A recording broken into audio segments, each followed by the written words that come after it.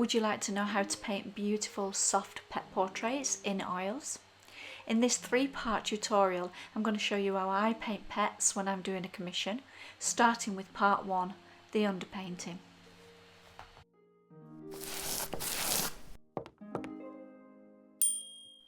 I begin by covering the entire canvas with burnt umber, and that's had a little bit of medium added to that. Next I begin to use a paper towel and I begin to erase the lights from the dog. Now you can see I'm using a Q-tip. I'll use various tools to actually erase, and the more I rub, the lighter the area will be. I'm now going back into the burnt umber and I'm beginning to add some of the darker areas. I like to build up the darks very slowly. So now you can see I'm darkening up the pupils. Again, just really paying attention to that reference and focusing on just the tonal values, just the lights and darks of this particular portrait. My brush strokes are all directed the way the hair is actually growing.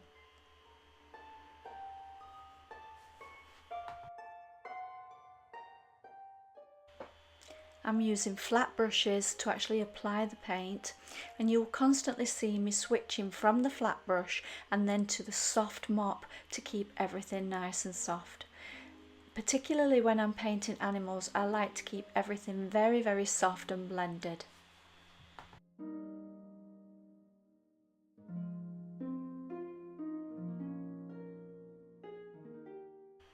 The reference photo for this particular painting is from Pixabay, and I'll put a link below so that you can have a go and paint along with me. And if you do decide to paint along with me, I do have a Facebook group called the MazArt group, and you're able then to share your versions with me on there.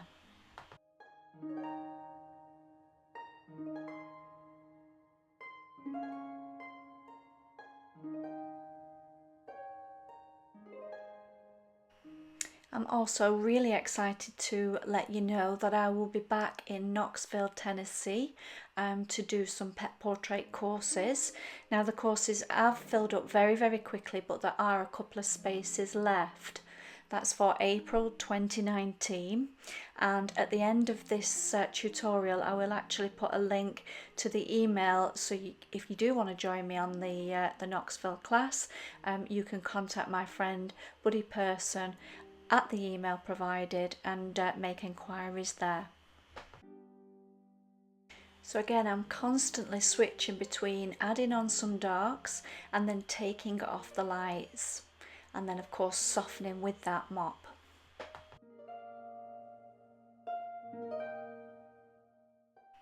If you are interested in this particular technique, both for pets and for people, I use the same technique for both, for portraits. I do have a portrait course out, which is available online. So I'd like to tell you a little bit more information about that. My online portrait course has over 20 hours of in-depth video tutorials. It's organised in 2 chapters, and there are 14 chapters, and each chapter builds upon the skills that you learned in the previous chapter. As you can see, everything is provided for you in the course, and there are 6 full-length portraits. As well as that, there are also supporting documents and photo reference for you to download. I've even provided you with a handy guide of how you can turn your art into a business. To find out more, please visit the MazArt Studio website and go to the online school. You can click the link for online classes, and as you can see, I've got plenty of online classes for you to enjoy. Or if you're interested in the course, click the online course where you can learn some more information. So let's get back to the tutorial. Again, I'm now beginning to add some of the little details on the nose. Now I'm tapping here so that I can create a little bit of texture, and I'm also now starting to erase some of the lights.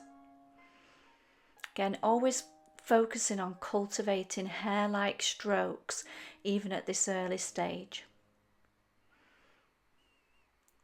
Working on the muzzle now, you can see I'm starting to really rub and really highlight that white fur.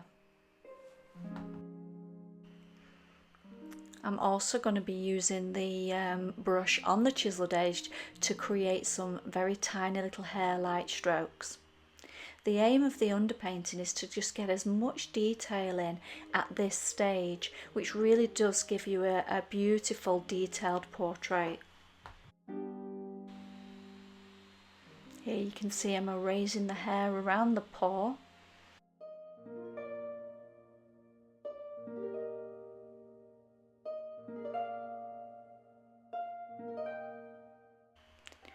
Constantly softening everything with that mop.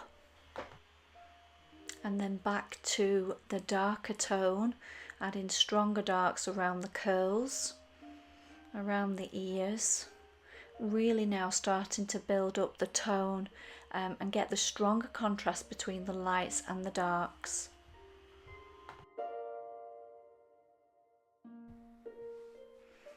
These underpaintings are really beautiful in their own right and could actually stand as a finished painting.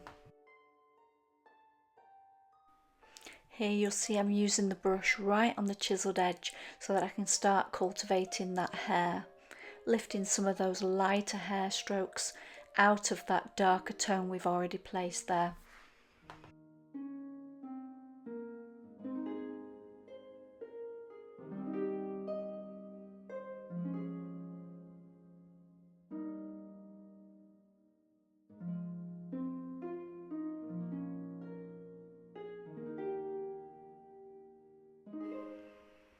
And again, back to that mop to really keep everything lovely and soft.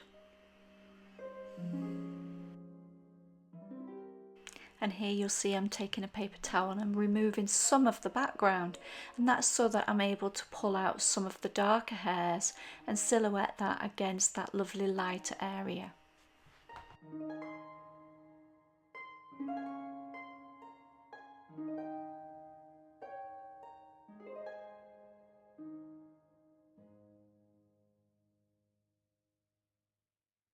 So I'm constantly jumping around between adding on those darks and taking off those lights, really building up the tonal values until I have a full spectrum.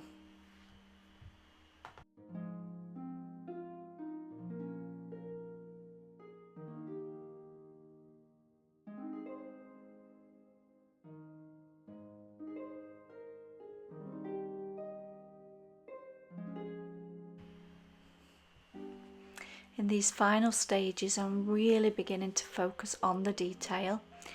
The tiny little marks around the eyes, the little hairs, really paying attention to those final details.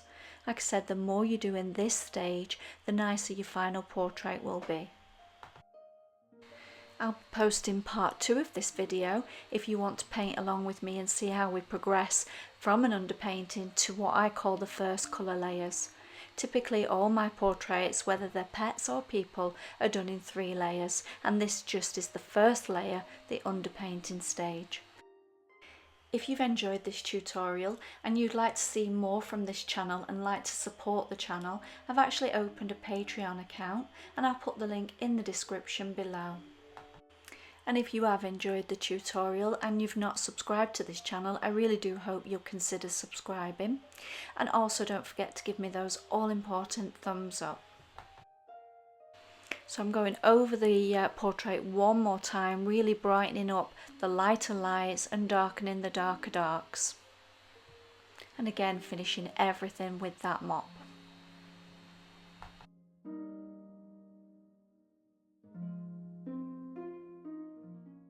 And here's the finished painting. If you're interested in the materials that I've been using for this particular painting, please do check out my kit, which is linked in the description below. I do hope you've enjoyed seeing my painting process. Don't forget to subscribe and hit that bell notification so that you're able to watch part 2 of this tutorial. Thanks so much for watching, guys, and I'll see you in the next one.